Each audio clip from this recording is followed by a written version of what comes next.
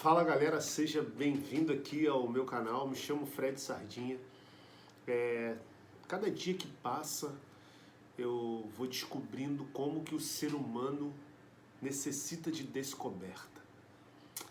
Eu acredito que você também identifica isso na tua vida. Tantas coisas que você tem tentado descobrir e ainda está coberto, ainda está obscuro, ainda não foi desvendado. E aqui nesse canal você vai ouvir muitas coisas sobre desenvolvimento humano, sobre a capacidade do homem de melhorar, de melhorias. Todos nós temos a capacidade de melhoria. E eu estou começando aqui no meu canal um episódio, não, uma sequência de vídeos falando sobre propósito. O que é ter propósito? Qual é a origem do propósito? Por que eu tenho que ter um propósito? Por que eu tenho que entender um propósito? Porque todos nós temos um propósito. Existem pessoas que já descobriram o seu propósito e existem pessoas que não descobriram o seu propósito. Porque cada um traz consigo a sua experiência em relação à vida e a partir dessa experiência, cada um vai fazendo escolhas e em muitos momentos essas escolhas as pessoas denominam como propósito e não são propósito. Existe a perspectiva humana, a perspectiva temporal e a perspectiva atemporal.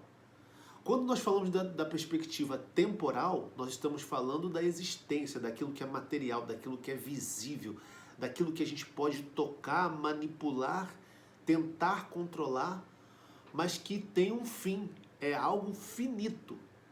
Mas quando nós falamos da perspectiva atemporal, nós falamos de Deus, daquele que se revela através do homem, daquele que criou tudo. Pelo menos a gente ouve que a história narra que houve um Deus que criou tudo e todas as coisas, criou as pessoas, e esse Deus criou as pessoas com um propósito. Primeira coisa que eu queria compartilhar com você é o seguinte, que Deus, ele existe para quem tem fé. E para a pessoa que não tem fé, ele também existe. A pessoa que não se dirige a ele é a pessoa que não acredita, não é culpa de Deus. Uma vez eu comecei a me questionar sobre a existência de Deus e eu comecei a ouvir lá no meu interior aquelas aulas de história que eu fui ouvindo ali no início dos meus estudos. E eu comecei a pensar sobre o Big Bang, comecei a pensar sobre o macaco, porque muitos cientistas dizem que a origem do ser humano está ou no Big Bang ou veio do macaco, e eu comecei a refletir sobre isso. Porque se o homem, se a explosão do Big Bang foi onde o mundo começou, para que houvesse essa explosão, algum movimento aconteceu para que houvesse essa explosão. Se o homem veio do macaco, por que o homem evoluiu e o macaco não? Tá, tudo bem, até aí a gente consegue ter algo palpável, até aí a gente consegue ter algo mensurável, até aí a gente consegue ter algo que tenha explicação.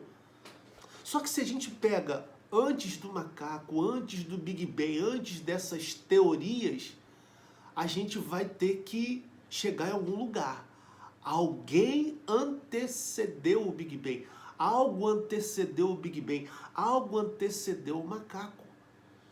E eu não sei se você já parou para refletir sobre isso, mas essa reflexão sobre propósito que eu venho trazer aqui com você, e eu vou fazer vários vídeos falando sobre isso, dessa maneira, dessa pegada, conversando com você sobre essa realidade, é para que a gente entenda o propósito da nossa vida, porque todas as pessoas têm um propósito.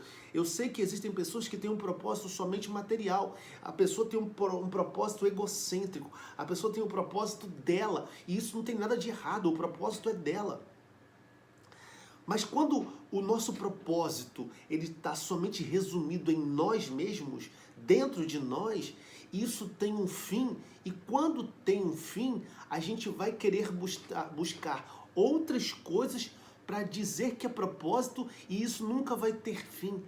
Quando nós olhamos nessa perspectiva temporal, olhar o propósito na perspectiva temporal faz com que a pessoa olhe somente para ela e não olhe um pouco mais além.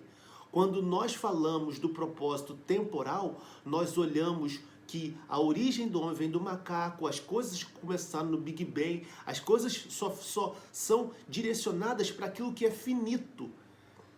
E quando nós começamos a ter uma perspectiva atemporal, fora desse tempo, fora dessa realidade humana, a gente começa a entender: eu fui criado por alguém. Você imagina comigo, quando o espermatozoide ele fecunda o óvulo, são na verdade milhões de espermatozoides que saem da região peniana de um homem e penetra a vagina da mulher, percorre caminhos, são milhões, até fecundar o óvulo. E geralmente 1 ou 2 que fecundam.